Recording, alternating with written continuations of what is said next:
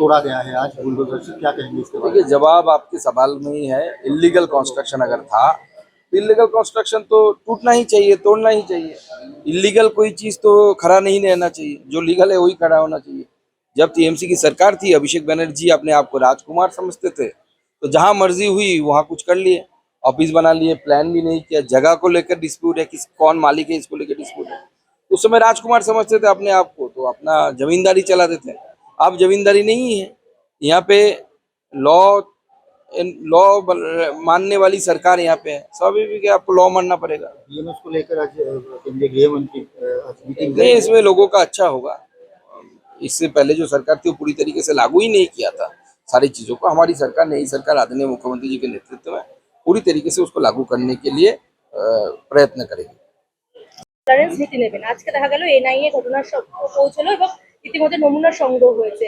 এই যে কোনো দেখুন ঘটনায় যে দেখুন বোম বিস্ফোরণের ক্ষেত্রে বা যে কোনো বিস্ফোরণের ক্ষেত্রে এনআইএর হাতে যে এক্সপার্টাইজ আছে, সেই এক্সপার্টাইজ তো অন্য কারো হাতে নেই।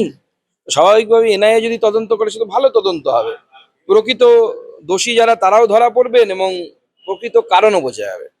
আজকে বর্ডার নিরাপত্তা নিয়ে বৈঠক রয়েছে উত্তরবঙ্গে অমিত শাহের। দেখুন, মাননীয় গৃহমন্ত্রী এসেছেন, স্বাভাবিকভাবে বর্ডার নিয়ে বৈঠক হবে। তবে মাননীয় গৃহমন্ত্রীর বৈঠক তো বাইরের লোক বা আমরা জানবো না। উনি সেখানে গেছেন, নিশ্চয়ই বৈঠক হবে। তৃণমূল কংগ্রেসের যে ব্যাংক অ্যাকাউন্ট এর আগে সিজ করা হয়েছিল এবং এবার ইডির পক্ষ থেকে যে চিঠি দেওয়া হলো যে 164 কোটি টাকা তারা মিসিং পাচ্ছে না।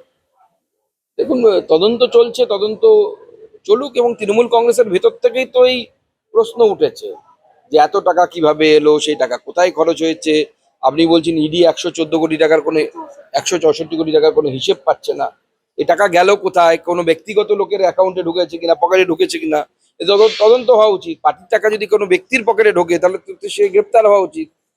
এরকম তো হওয়ার কথা না। ধন্যবাদ। সুকান্তদা, বিএমএস নিয়ে ইতিমধ্যেই কেন্দ্রীয় স্বরাষ্ট্রমন্ত্রী তিনি একটি বৈঠকও করবেন এবং এই বিএমএস এর মাধ্যমে যে সামান, সেই সামান করা যেতে পারে। এবং বিভিন্ন সময় এটা নিয়ে কিন্তু অনেকে সাফার হয়েছে, কেননা সজল ঘোষের বাড়িতে যেভাবে পুলিশি অত্যাচার হয়েছে, যেভাবে ভাঙচুর করে দরজায় লাথি মেরে যেভাবে ঢোকা হয়েছিল, এই পলিসিটা আসলে তো একটা মানুষের শুধু সাধারণ আম জনতাদের একটা সুবিধা হবে। ঠিক বলুন। দেখুন, অবশ্যই সুবিধা হবে। এবং এই আইনগুলো আনা হয়েছে বা এই পরিবর্তনগুলো আনা হয়েছে মানুষের যাতে সুবিধা হয় কাজ করতে, এবং আইনগত যে অধিকার মানুষের, সেই অধিকার যেন খর্ব না হয়, সেই জন্য এই সমস্ত পরিবর্তনগুলো মাননীয় গৃহমন্ত্রীর নেতৃত্বে ন্যায় সংহিতা থেকে শুরু করে সমস্ত কিছু এসেছে। একটা হিন্দি আমার একটা রিয়াকশন। আমডাঙ্গায় অভিষেক বন্দ্যোপাধ্যায়ের বেআইনি যে নির্মাণ এবং পার্টি অফিস, সেটিকে কিন্তু ভেঙে বুলডোজার দিয়ে গুড়িয়ে দেওয়া হয়েছে। আপনারা কি বলবেন? দেখুন, আপনার প্রশ্নের মধ্যেই উত্তর লুকিয়ে আছে। আপনি বলছেন বেআইনি পার্টি অফিস, তো বেআইনি নির্মাণ মাথা উঁচু করে থাকা উচিত না তার মাথা নত হওয়া উচিত? অভিষেক বন্দ্যোপাধ্যায়ের সরকার যখন ক্ষমতায় ছিল, অর্থাৎ তৃণমূল কংগ্রেসের সরকার যখন ছিল, তারা মনে করতো যে এই গোটা রাজ্যটা তাদের জমিদারির একটি অংশ এবং তারা যা ইচ্ছে তাই করতে পারে। বৈধ প্ল্যান ছাড়াও বিল্ডিং তৈরি করতে পারে, যাকে ইচ্ছে তাকে অ্যারেস্ট করাতে পারেন, যাকে ইচ্ছে তাকে জেলে ঢোকাতে পারেন। সেই জন্য রাজার মতো তারা থাকতেন। এখন তো আইনের শাসন প্রতিষ্ঠিত হয়েছে, তখন শাসকের আইন চলতো। আইনের শাসনের ক্ষেত্রে এটা চলতে পারে না। বেআইনি জিনিস ভাঙা হয়েছে, সেটাই তো ঠিক।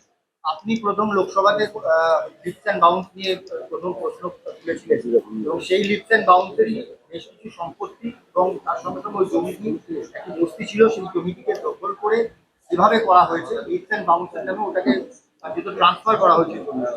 এখন লিফটস অ্যান্ড বাউন্ডস এবং অভিষেক বন্দ্যোপাধ্যায় দুটো শব্দ প্রায় সমার্থক। এবং এর আগেও লিফটস অ্যান্ড বাউন্সের ডাইরেক্টর পদে অভিষেক বন্দ্যোপাধ্যায় ছিলেন কোনো এক সময়। এবং এই লিফটস অ্যান্ড বাউন্সের মাধ্যমে প্রচুর অনৈতিক কাজকর্ম, সে কালো টাকাকে সাদা করা হোক বা এইভাবে জায়গা দখল করে পার্টি অফিস বানানো হোক বা অভিষেক বন্দ্যোপাধ্যায়ের অফিস বানানো হোক, এই সমস্ত কিছুই হয়েছে। এখন সমস্ত পাপের হিসাব তো দিতে হবে।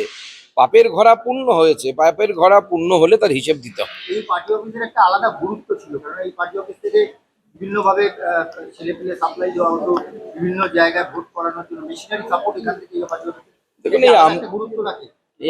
এই আমতলা, ডায়মন্ড হারবার, ওখানে জাহাঙ্গীর থেকে শুরু করে সবার দৌড়াতে ডায়মন্ড হারবারের মানুষ অতিষ্ঠ হয়ে গেছিল। এবং সেখানে কি কি যে অবৈধ কাজ হয়েছে এবং কত কি হয়েছে, আগামী দিনে যদি এক এক করে খুলতে শুরু করে আগামী দিনে আরো কত কি বেরোবে তার জন্য মানে মানুষ হয়তো অবাক হবে এক সময় যে এত কিছু হতে পারে একটা রাজনৈতিক নেতৃত্ব এই ধরনের ঘৃণিত কাজ করাতে পারেন বা করতে পারেন। রাজারহাটের নারায়ণ না না কোনো কোনো রাজারহাটের নারায়ণগড়ে আজকে বোমা উদ্ধার হয়েছে, প্রচুর পরিমাণে একটা বিস্ফোরণও হয়েছে। দেখুন এখনো পর্যন্ত যতটা আমরা মিডিয়ার মাধ্যমে জানতে পেরেছি সিসিটিভি ফুটেজ দেখে পুলিশ দুজনকে গ্রেপ্তার করেছে। দুজন ব্যাগে করে কিছু জিনিস রেখে গেছিল, তাতে বিস্ফোরণ ঘটেছে।